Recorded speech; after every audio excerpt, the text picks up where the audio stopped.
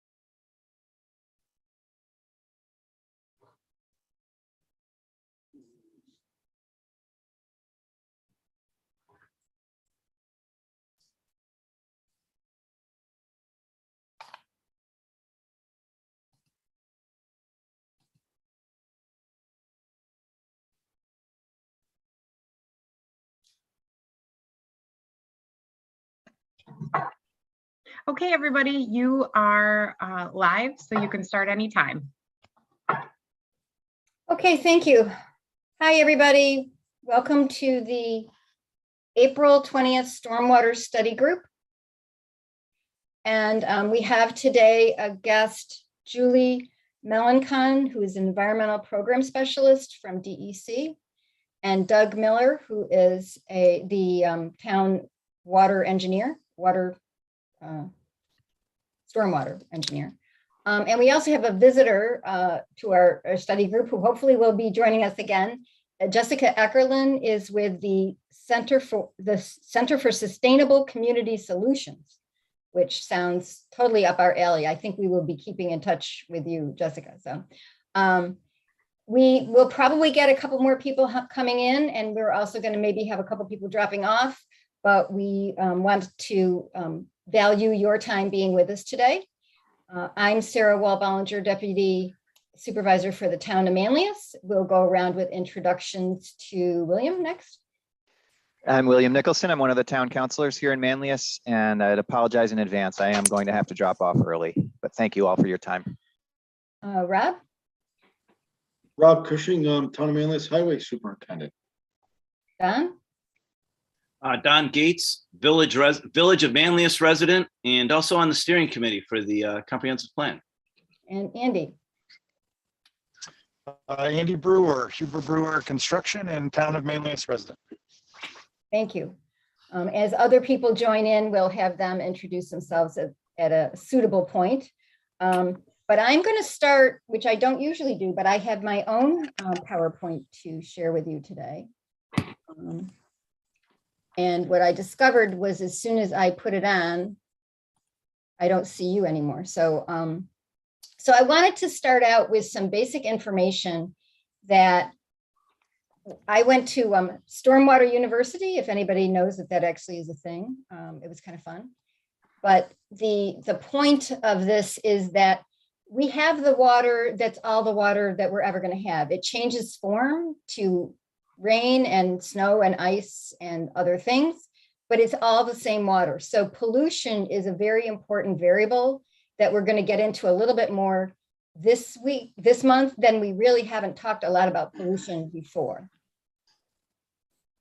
This was something that was asked for earlier on, was just an understanding of the watersheds in Onondaga County.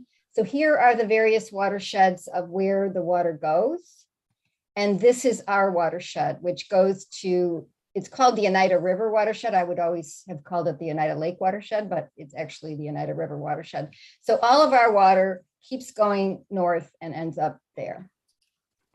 So I've pulled up these maps to kind of go from south to north, going in the direction that the water goes.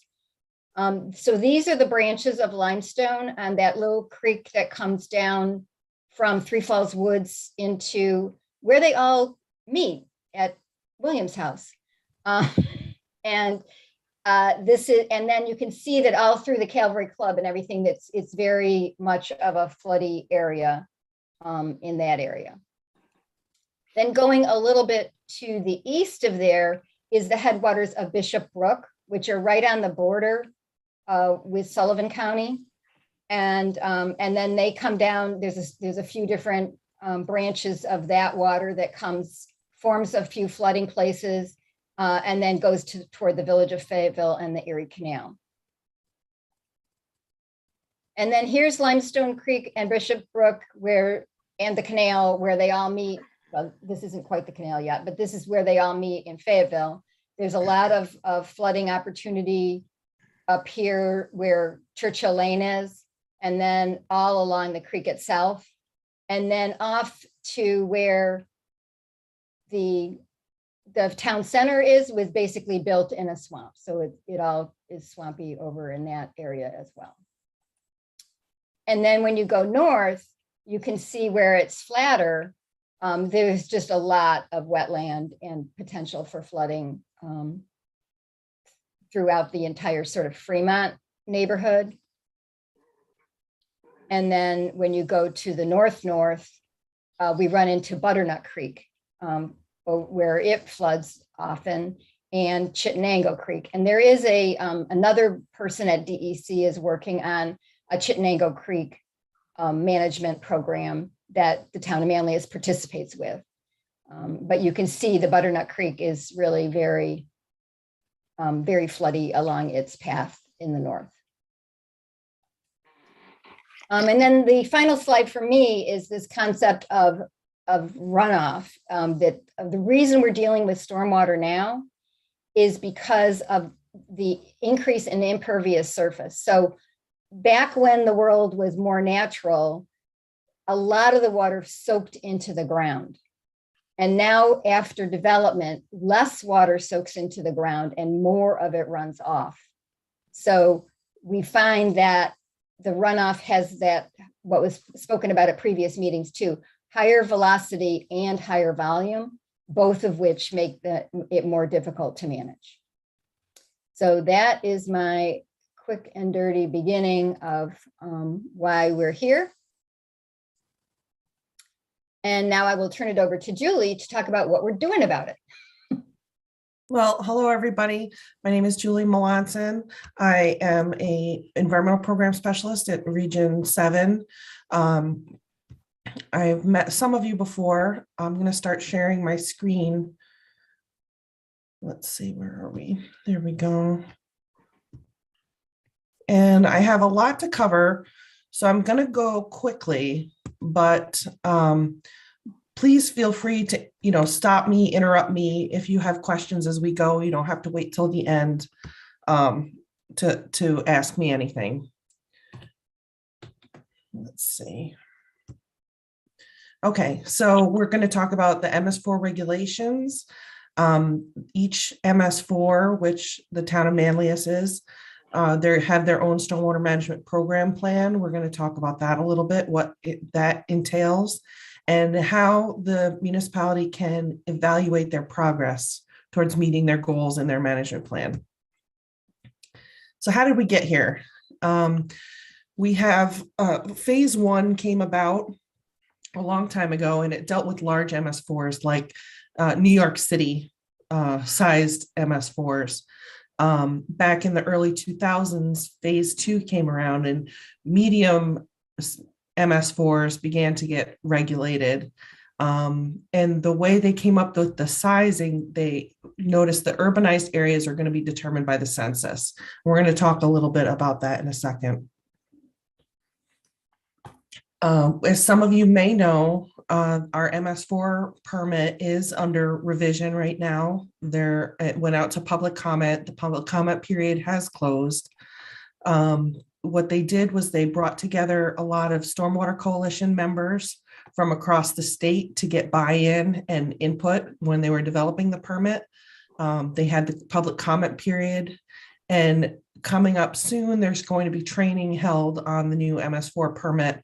I can send a link to that to Sarah for distribution to everyone if anyone is interested. I'm actually going to be attending myself because I want to know exactly what the new permit says and how it differs from the existing permit. Okay, so where are we going? The town has developed a stormwater management program plan. It's basically a roadmap for achieving the goals that are outlined in the permit that every MS4 has to achieve. There are 6 minimum control measures. The first is education and outreach, then it's public participation, illicit discharge detection and elimination, which is lovingly referred to as IDDE, construction site stormwater management, post-construction stormwater management, and pollution prevention and good housekeeping. So education and outreach. The first step in your education and outreach program is to identify what are the resources that are important to you and that could be impacted by stormwater. So Sarah just went through identifying some of your water bodies of concern that might have been called out in your plan. Some geographic areas of concern. Geographic areas of concern can range everything from the Great Swamp to active construction sites. It depends on what the people developing the stormwater management program plan decided what was a priority. Some pollutants of concern, whether that be phosphorus, sediment, fats, oils, and grease. And what your target audiences are. Who do you really want to deliver your program to? Do you want it to go to school kids? Do you want to go to construction site operators? Do you want to train your municipal officials so that they know what stormwater is and how important it is to the municipality? Every year, what's supposed to happen is that the stormwater management plan is you take a look at it and see if it's meeting your goals and see if it's getting you where you need to be. And if it's not, then you can modify it. And we'll talk about that a little more in minimum control measure 2. It's like we talked about it, it's important to provide training to municipal officials so that they understand how important stormwater is. And it's also important to work together with other MS4s, which the town does. The town is part of the Central New York Stormwater Coalition. And one of the great things about working with other MS4s is we all know our issues don't stop at our municipal boundaries. You know, they overlap.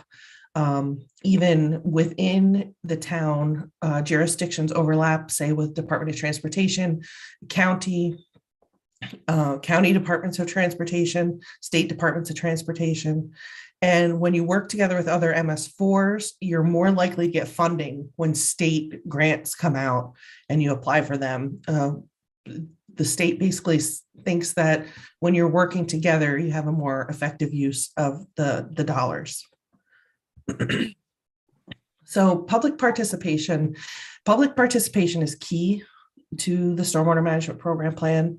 It's also called the SWAMP. I might just start saying SWAMP because it's faster. So every year with your annual report, basically you look at your plan. What did you say you were going to do? Did you do it or didn't you do it? If you did, great. What did we achieve? Let's quantify what we did. What didn't you do? Say there was a flood and your highway staff had to divert a large portion of their work hours over to the flood response. And maybe you didn't get to do some of the inspections that you were supposed to do this year. That's okay. You know, what are you going to do to make up for it? So maybe next year you're planning on doing a little more to make up for what you missed.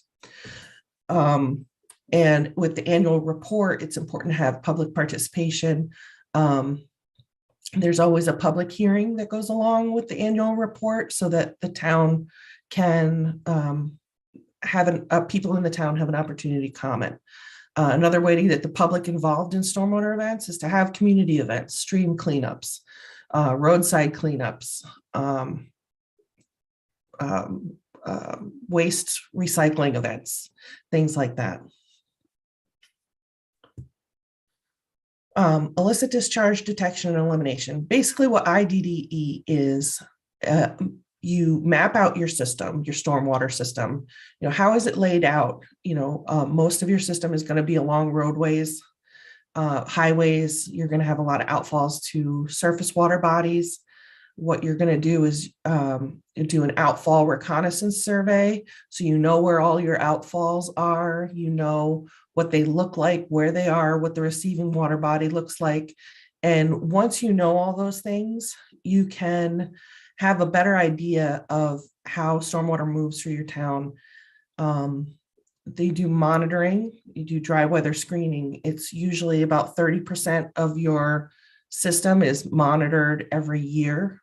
So towards completion. And that way, if it's dry weather, but you're still having flows in your system, that's usually an indication that something's gone wrong. Maybe somebody's sump is connected to the storm drain system. Maybe somebody's septic is. It could be a lot of different things. But the nice thing about your mapping system is once you identify an illicit discharge, you can track it back to its source and you can address that source. So as part of that response, you have a local law on the books to deal with IDDE, and it outlines in there how to do enforcement. So if you track down a discharge to, say, somebody has a septic system that's leaking into the storm sewer system, you can do enforcement to get them to eliminate that discharge. I lost my pointer. There we go.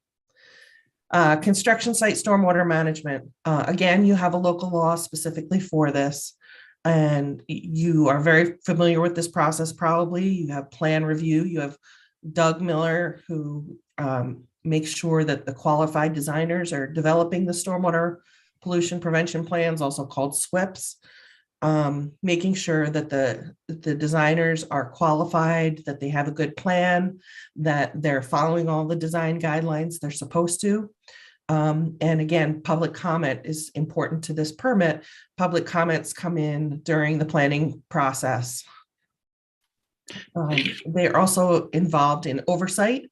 They do site visits, they respond to complaints, they do enforcement, and all of their enforcement, again, is outlined in the local law. Post-construction stormwater management, again, the local law. Excuse me, Julie. Yeah. Don has a question. Oh, sorry, go ahead. Yeah. Thank you. So going back to your last slide about enforcement, I'm curious as to, and maybe somebody from the town could also ask this, how often do you get people saying, hey, I'm seeing something happen? So that's question one. And question two is, how good are builders at following the regs that they're supposed to follow? Because I could see if they're under a time crunch, they got to get things done, they want to cut a corner, nobody's looking, hey, I'm not going to worry about putting up a barrier or completing this properly. So I'm just wondering, is there enough resource? How often does enforcement have to happen? Or are builders pretty good about it, is one. Doug, you want to take that? Yeah. So Don, the enforcement action, as and Julie can kind of attest to this, especially in the MS4 areas in central New York, the builders are all aware, the codes officers are all aware, the engineers are all aware. So it's really a continual process, right? So I wouldn't, from time to time, we do go out and we just look at specific things, but even, Rob's guys on the snow plows, they're trained in this. So, as we go through the whole program, it's a continual process. And the codes officer, as he's out there every day, he's looking at things. We may even get calls from time to time, somebody on a plow route, especially in the winter, if they see something stressed in a stream, it's pretty easy to see hot water on a cold day. And the snowplow operator will come back, and the snowplow operators are on GIS, and they have their own routes, and they'll come back to Rob and say, hey, I saw a lot of hot water coming out of this area, and then we'll go out, and the first step is we'll send the codes officer out, and we'll make a determination.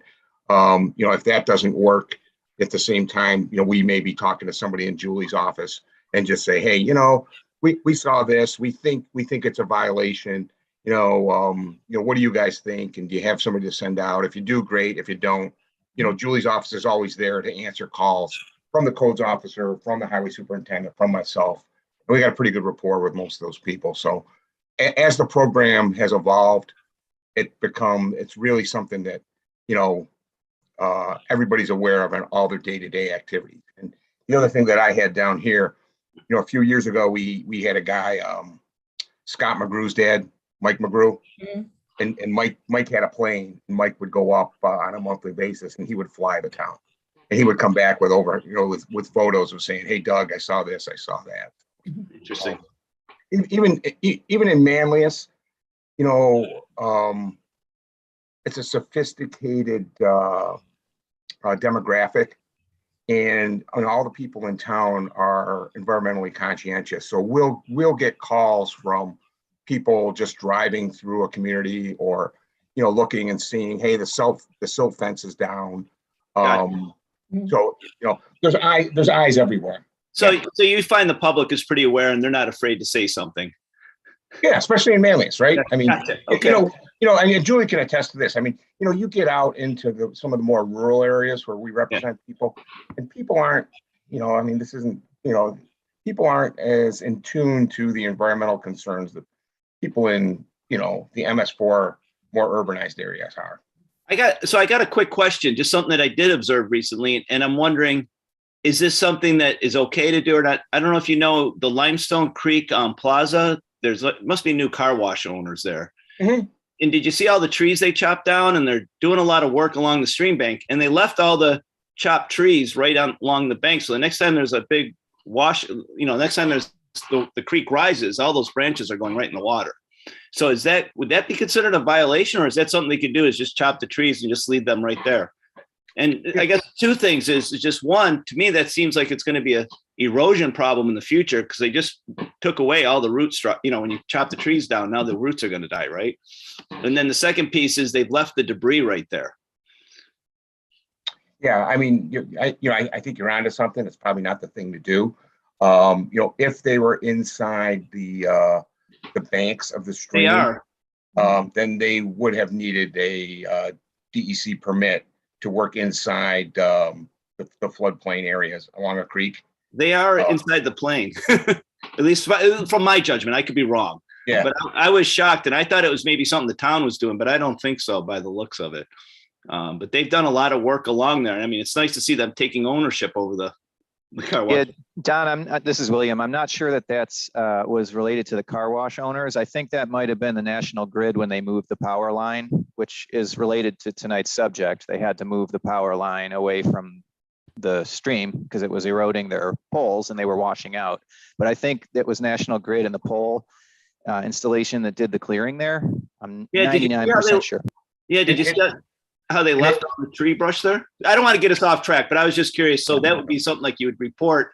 Like if I was concerned, I would send it to the Manlius, not DEC, correct? I would report it to the town. Right. And in fact, our codes officer is on this call, so he now knows to go drive by there. Yeah, and I could be wrong, but I was just curious. That's actually the village. So it would be the village codes officer. Yeah.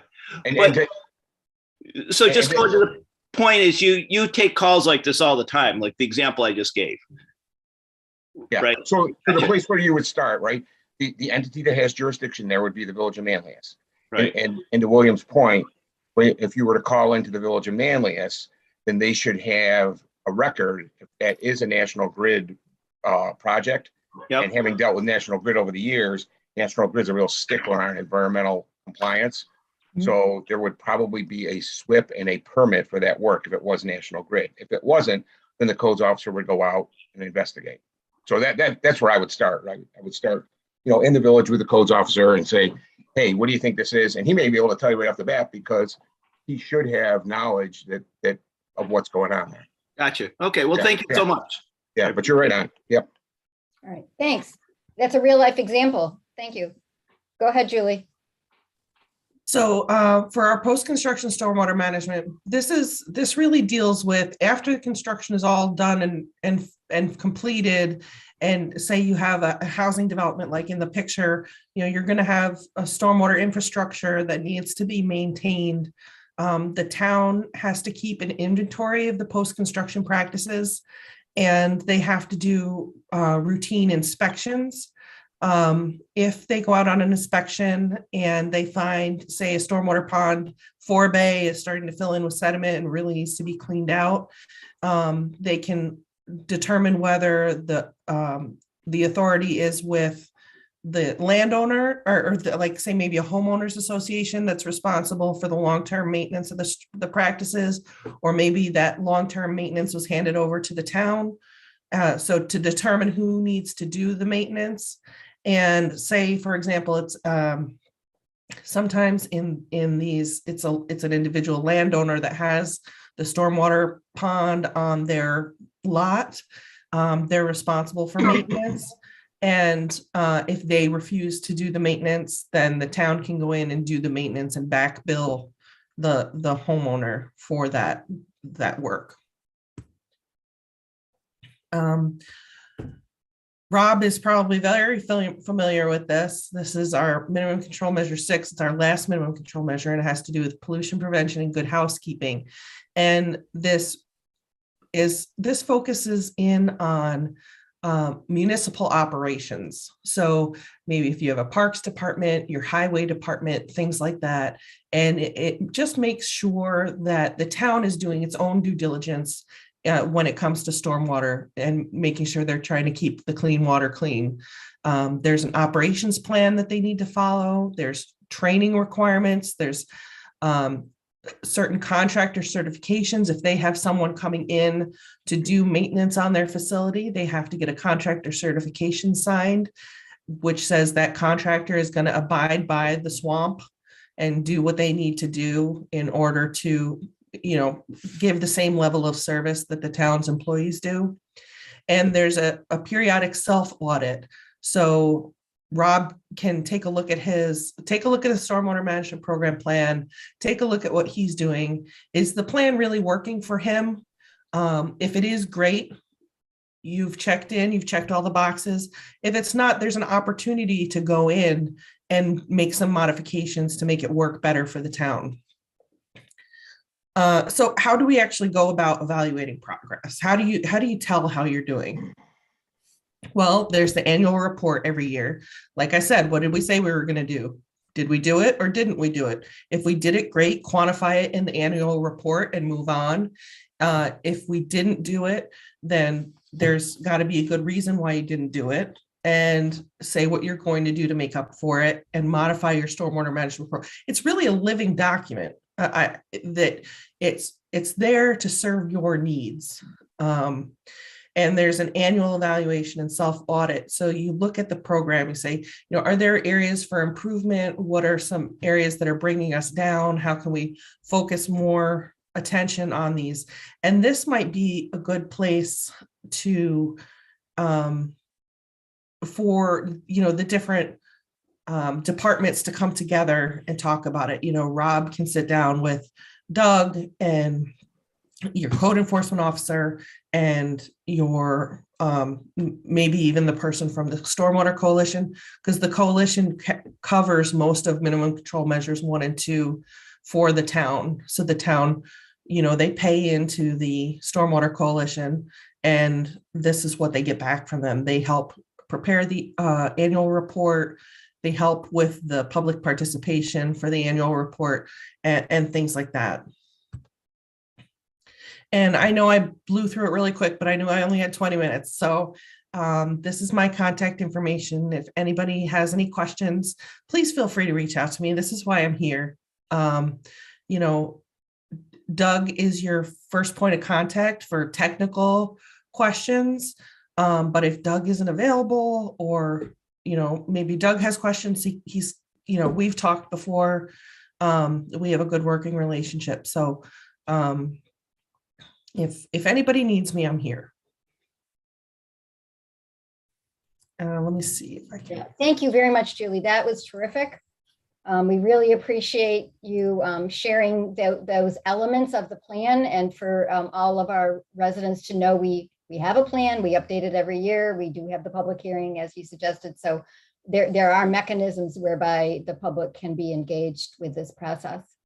And the person who has most to do with the plan is Doug. So we wanted to give Doug a few minutes to talk about what he actually does in terms of deciding what to prioritize as you know, projects for each year, how he looks at evaluating success, and what we can do to help.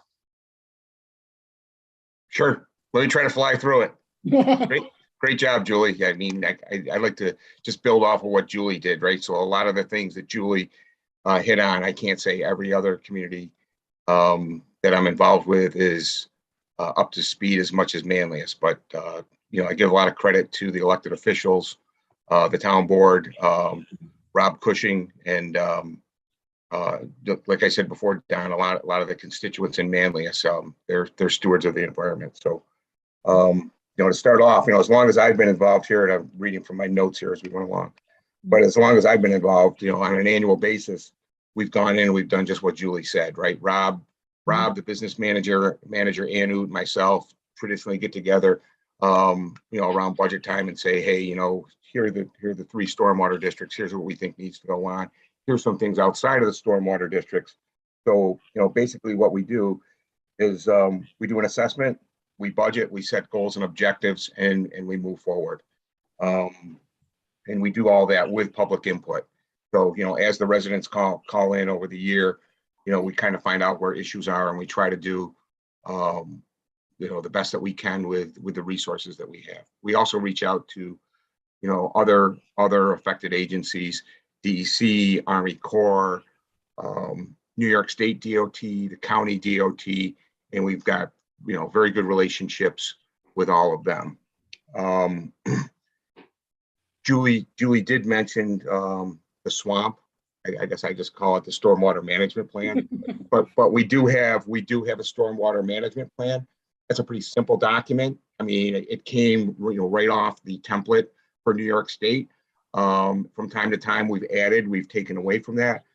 But you know, some of the things that we look at, like Julie said, pollution, heat stress, fertilizer. We've done stenciling on catch basins in the past. There's a portion of the town that's part of the Onondaga Lake watershed, where we do special reporting there, where, you know, we look, and the pollutants of concern out there are nitrogen and phosphorus, and we have different TMDLs in the Lake Creek drainage shed that's in, as opposed to the pending TMDLs, total daily maximum loads for pollutants, that will be coming down eventually for Oneida Lake, Chittenango Creek, Limestone, Butternut, that go through the town. We do have GIS mapping in place. You know, we could always do a little bit more, but we have mapped outfalls, we have catch basins, we have the watersheds. We've done outreach with I've personally done outreach with the high school for several years. The last couple of years haven't done it. Had a neat little disc. It's a little bit dated now, but we were able to show, you know, cleanups of the Onondaga Lake watershed. And we were able to tell the students that, you know, you might want a career in this, you might want a career in environmental, and it could be as simple as being a construction worker. It could be you want to be an attorney, you want to be an engineer, you want to be a scientist. There's all types of things that those discussions led to.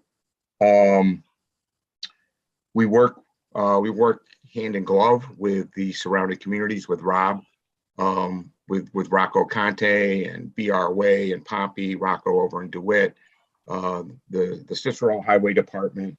We're constantly going back and forth, working with those individuals, not only on roads, but also on, you know, environmental compliance issues. The 3 villages, you know, there's a great working relationship there. So, you know, as the environmental concerns go through the different communities, the boots on the ground, the guys at the highway department, the highway departments and the DPWs are all lock and step. On a private note, you know, one of the entities that really helps the eastern suburbs in central New York is Tommy Kinsella and the Kinsella Quarries.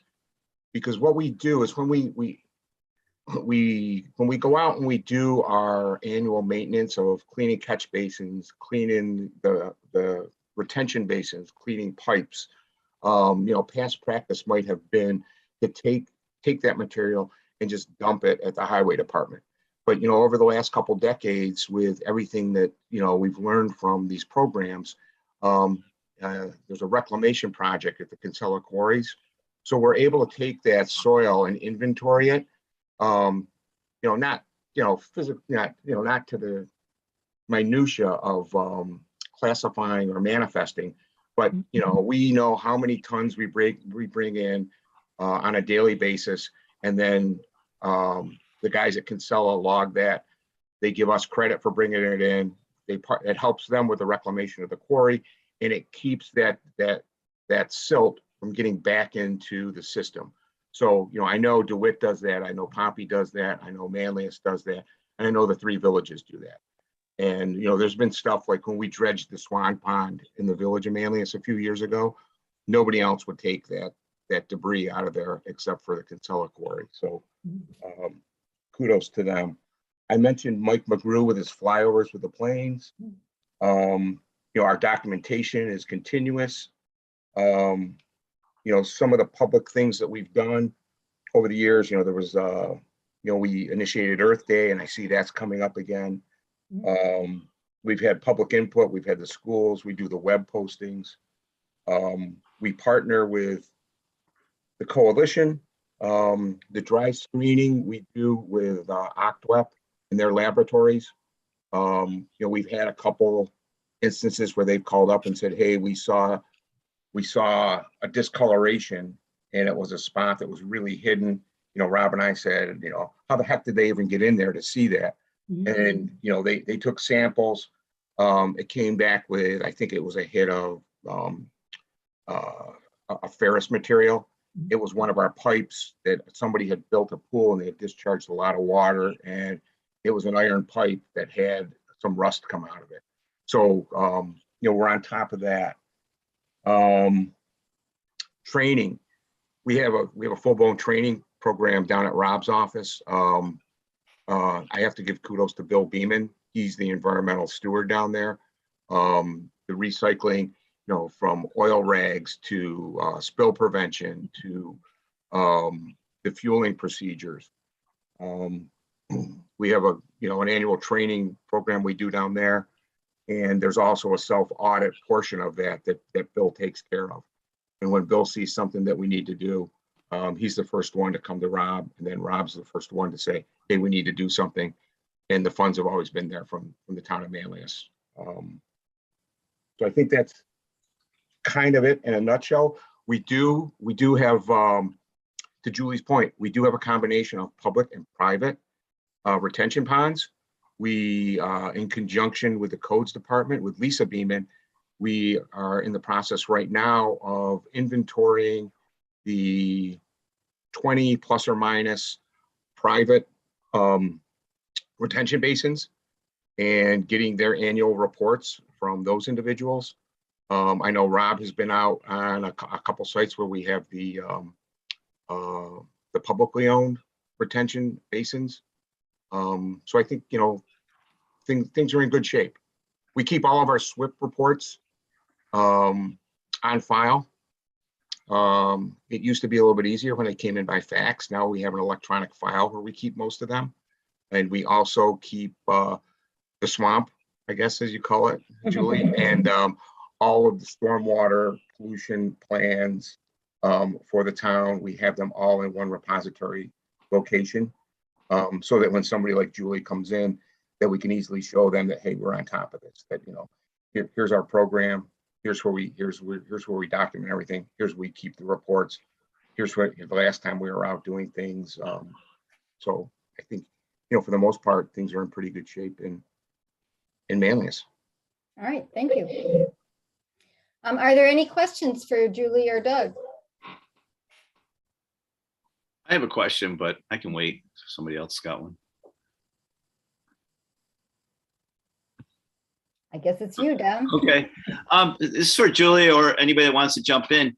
Is how much effort does the DEC? I know the DEC promotes programs, but one, how effective is it? And is I'm not sure if I'm gonna get the term right, but riparian or planting of plant material along banks, because it seems like a lot of stream banks around the Manlius area are eroding. You know, so you'll see the line of dirt, but nothing being planted there. Is that a valuable strategy? You know, cost versus benefit, and is it happening anywhere in Manlius? I can't speak directly to what's happening in Manlius, but I do know that under some of the previous grant application rounds, some of the soil and water conservation districts throughout the region have done buffer projects. There's a buffer in a bag program that DEC runs every year where you get a bag of saplings and you can plant them along the stream banks. You can do, you know, wherever you need them to go.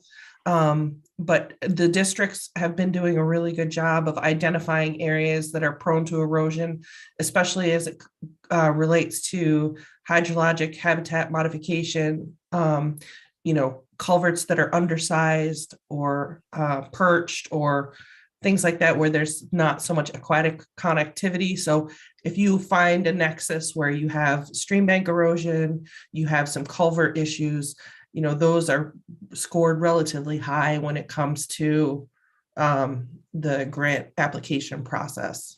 And if it's private land, does that play a role in whether anything is done or not? No, there just has to be an agreement, you know, working agreement with the landowner and you know, whoever delivers the program. If it's the district gets landowner buy-in. There's usually cost share involved. If it's along a highway and it's, you know, say it's one of Rob's culverts, you know, there would be a match from the town to get some skin in the game, basically. And so that's usually how it works out. Yeah, and I can tell you, Don, that I represent several different communities in Central New York, and we are doing such a program right now in DeWitt along Lake Creek, and it's really cool. It's really cool. It's just like Julie said. We've gone in, we found some private entities that said, "Hey, yeah, we'll work with you. We'll put some trees in." But what it's done is it does several things, just like Julie said. So in the Lake Creek area, tributary to Onondaga Lake, we have some issues in the town of DeWitt, similar to some of the issues in Manlius. But you know what we're trying to do in the Lake Creek area, we have 2 or 3 areas where the streams come together, and I've talked a little bit with Sarah about this, but we've changed our regulations in DeWitt. In Manlius, we often get more retention back than is really required. So in certain corridors in Manlius, when people come in, and specific to the Route 5 corridor right now, you know, we tell people you're disturbing less than an acre, but the town is lead agency, and you need to show us that you're doing something to help the runoff coming off of Route 5 for the Homewood people. So that's one area we've done there. But getting back to what we've done in DeWitt is we've looked at the Lake Creek area, we've looked at the floodplains. We have targeted 21 sites in DeWitt where we're pulling back the floodplain areas. And when we do that, we've also received grant money through our grant specialists to put in native species trees. Mm-hmm. And what that does is twofold, is it does help hold back the siltation properties along those creeks. Yep. It also increases the floodplain and helps the habitat and helps the people that work in that area. And then thirdly, it cools the waters. So when we go in and we do our biological assessments of Lake Creek, we're actually finding brown trout up as far as almost to the village of East Syracuse. Wow. I mean, you know, when you talk about Lake Creek, you know, that was traditionally Oberdorf or Carrier, yep.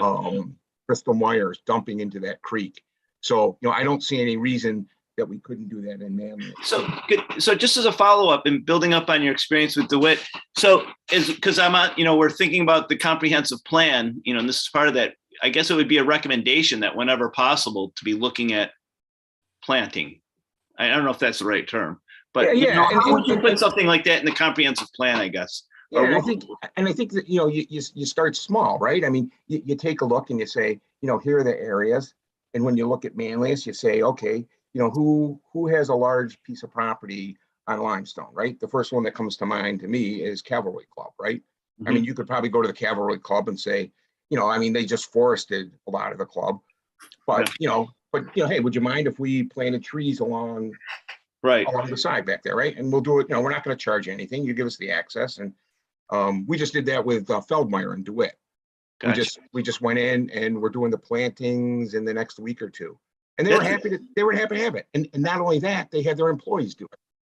That's a great example. The Cavalry Club being a private entity that has a lot of stream banks, right? So that's a great example. And so I guess like in the comprehensive plan, you can always say that it would always be a promotion of trying to develop a partnership between private landowners and good stream bank practices. I don't know what the term is, but something like that. Yeah, Okay, right. thanks. That's a great example of the Cavalry Club. So thank you. I think Fred has a question. Where'd Fred go? There he is. Go ahead, Fred. Hi, how are you? My name is Greg, actually. I don't know sorry. why it's coming up as Fred. My family owns Traditions at the Links, a Link City Village golf course and catering facility. I'm new to the Zoom meetings as far as what we're discussing, but definitely not new to the issues related to stormwater runoff, flooding issues at our property that are ongoing every year. I guess I was just wondering when we were talking about grant money and funds to use to fix erosion on banks and throughout, people's private land, who would I get in touch with to discuss or find out if those things are available? Well, you could definitely give my Thank you. office a call, because we do WQIP funding rounds every year. And then there are different funding sources. So there's a website that you can check periodically to see when the applications are coming through. But I don't know if you were able to see my contact information before. You could always I did. I screenshotted it. Yeah. Okay, so shoot me an email, and I'm going to be out in the field part of this week, but I should be able to get back to you within a reasonable amount of time. Great. Thank you. So thank you, Greg. And that is another example of a landowner. I mean, I think the Traditions has quite a lot of bank, on their property as well. So you've got, we could make a strategy in the comprehensive plan to say to work with some of these larger landowners with a lot of frontage and try to work on stream bank reclamation kinds of issues, because there is a lot of erosion in some of these areas, and there's definitely flooding when the water floods. It looks like Mary has her hand up. Yes, I was wanting to ask about how far upstream and downstream from the bank reconstruction do you need to evaluate to make sure you're not making a problem somewhere else in the stream?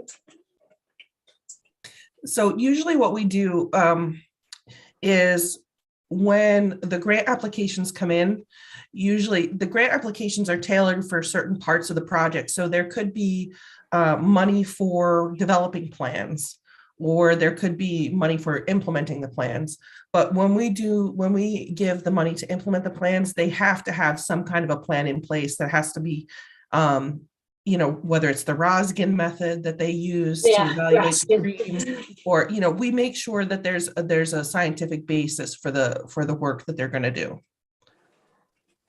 Yeah, because oftentimes I did environmental work for New York State DOT, and you make a change one place, but you move the problem downstream. And it's so important, I think, to be able to evaluate that. So you want to fix it rather than just move it somewhere else. And I do think it takes some expertise to be able to do that. Yeah, and I think that's one of the issues that we have here, that when it rains in Pompey, it floods in Manoa, and everything goes that way. So we have to be aware of that the water is not staying where it starts. Thank you. Other discussion?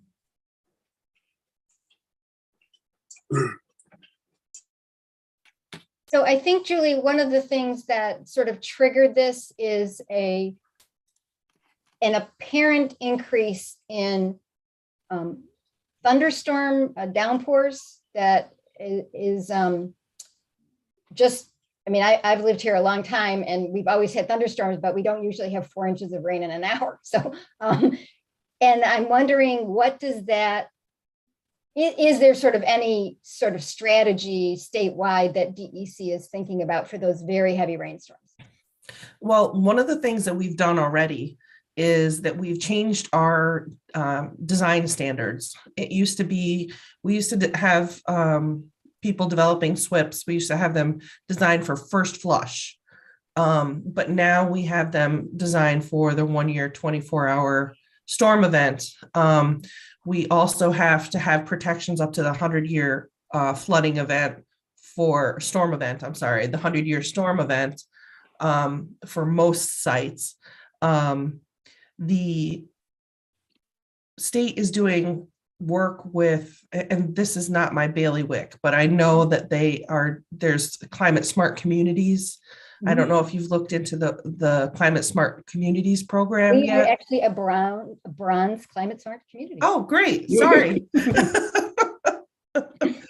But I know that climate change is something that that we do pay attention to. You know, the 100-year storm event doesn't come every 100 years. It comes every maybe 5 years now.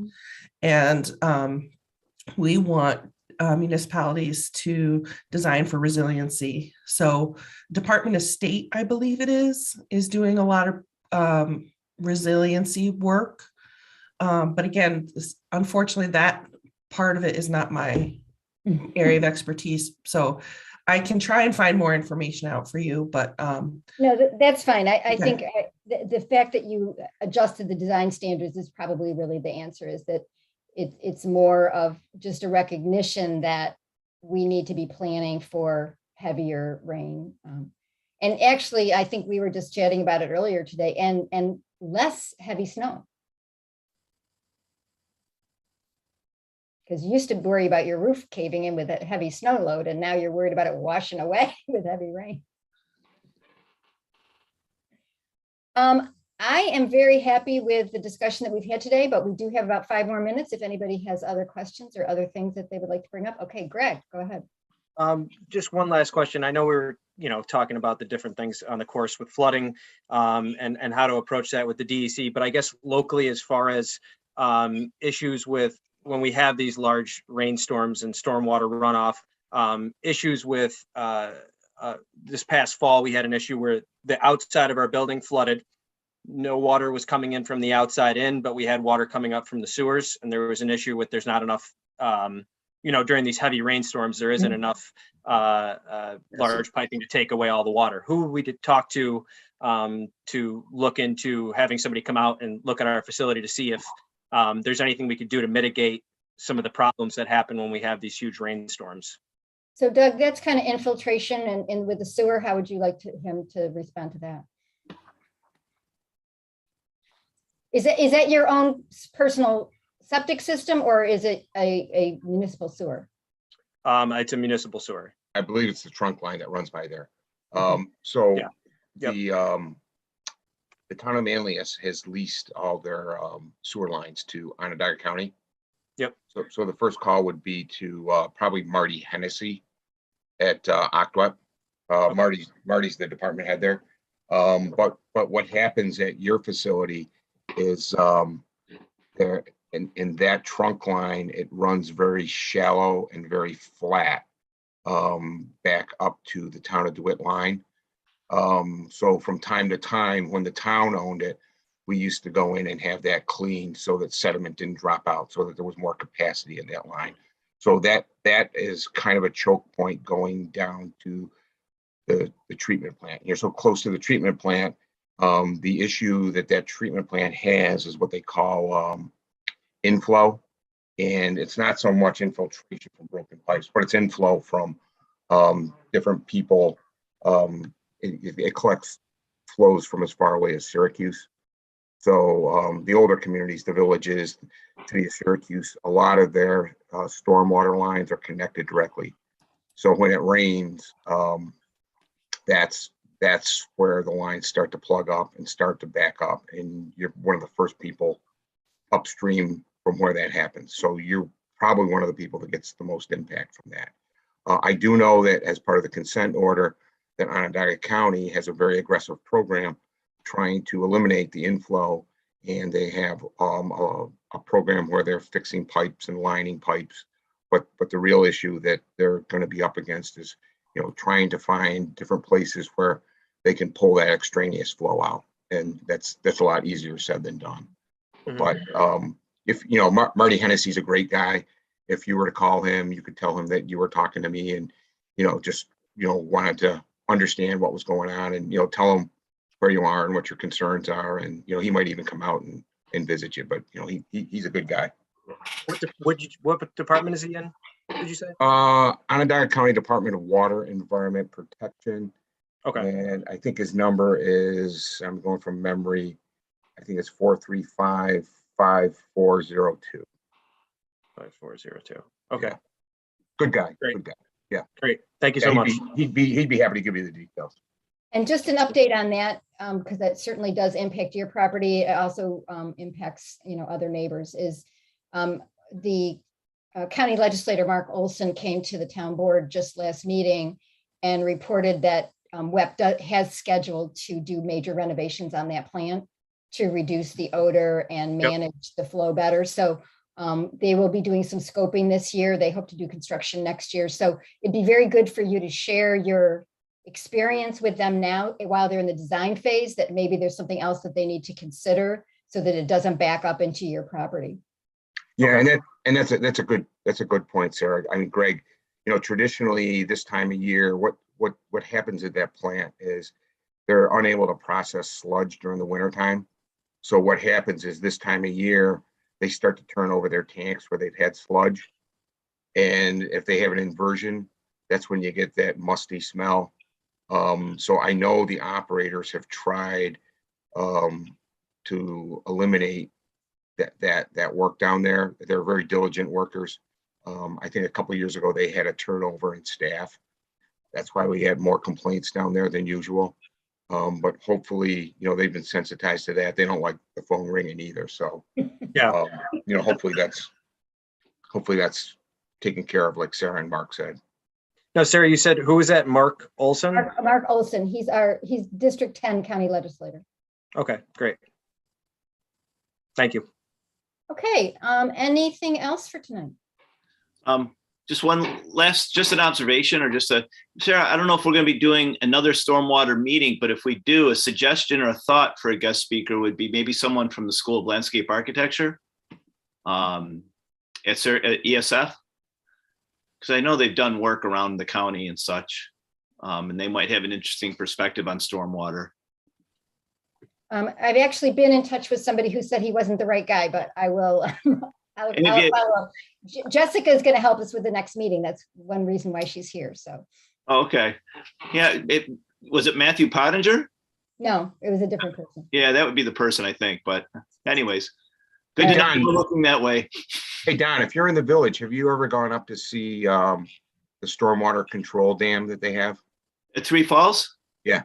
Oh yeah, I'm there. That's my backyard. I'm back there. That's what I was asking about, the erosion, because I'm seeing the stream bank. All that soil is washing down. Yeah. And, so that's why I was wondering, because I think that's private land, right? Back there. I think it is, but I'm sure there's an easement, because the gate area, there's a road back in there. So I'm sure there's an easement to go in. Right. So would I talk to the village then about, like, let's say, getting somebody interested in planting plants along that, because that stream bank is just eroding right away. Yeah. And that's just going down to Bill's property down. I don't think he's on the call anymore, but that's a beautiful area back there. And yeah. And if you were around the area, like in the 60s, that whole, where the dollar store is now. Yeah. Every time it rained, that was underwater. Yeah. So when they put that in, it really made a big hit on a lot of the damage that was. Maybe you know this story. I was told by, I think it was Barbara Rivette that told me that the Army Corps actually wanted to come in, straighten limestone out, but it was the village residents or the town of Manlius people who pushed back against straightening out limestone and had the 3 dams put in. The one at Three Falls, the one at up on the Light property. I forgot the name of that one. Brooks, not Brooks, whatever that Brickyard Falls. Yeah, Brickyard, yeah. Have you heard that story that they put in those 3 dams instead of straightening limestone, which turned out to be a good solution, I think. Yeah, I think that's a better solution, right? Because, you know, if you look at the town of Manlius and Yeah. Sarah, just because I know the area, right? Sarah's original PowerPoint. If you look at Falcon View, I mean, it just jumps out at you like a sore thumb where somebody channelized the stream, and that's why it jumps out of the bank. So every time you try to like channelize a stream, it always wants to go back to where its natural contour. Yeah. Right. So I mean, it was a good thing that they didn't straighten it. Right. And it looks like those 3 small dams do a nice job. I mean, that it seems like it's had a, I don't know, it's just a fascinating area back there. And I get a kick out of watching that dam when that rain. But like Sarah, like you're saying, when it rains in Pompey, you can see it in the Three Falls Woods area, how much water, even today, I drove by it and how much water is coming down because of the snow melt. And so I just want to, Sarah, I'm just so glad you put together this stormwater group, because I think this is going to be really helpful towards the comprehensive plan and making some good suggestions. So just by way of wrap up, we are coming to the end of our series. The next meeting will be the last one. So Okay. you will be getting by email 2 things from me. One is a set of draft recommendations that are just from what we've listened to the various speakers, and it'll be still draft. And then the second thing is a draft survey, because one of the things we want to do is get community engagement from more people by taking some of the issues that we've learned about through this process and asking residents to weigh in on our comprehensive planning website survey page. So you will get both of those things. Please look at them before the next meeting. And one of the things we'll do at the next meeting is kind of talk about that, maybe make some finalizations. I can, you guys can give me edits in the meantime. And that meeting, in the May meeting, we are going to try to complete our survey and our recommendations that will then go to the steering committee for their June meeting. So that's our strategy for the rest of this study group period. Good. All right. I would like to super thank Julie for her PowerPoint and her experience in this area, and Doug for his great experience with the town of Manlius, and all of you for your participation and questions and interest. We really do appreciate it. Thank you, Thank you. Sarah. Yes, thank Thank you. you, everyone. Thank you. Take Thank care. you. All Have a right. Thanks, good everybody. weekend. See you next month. Bye-bye. Sounds good. Night. Bye.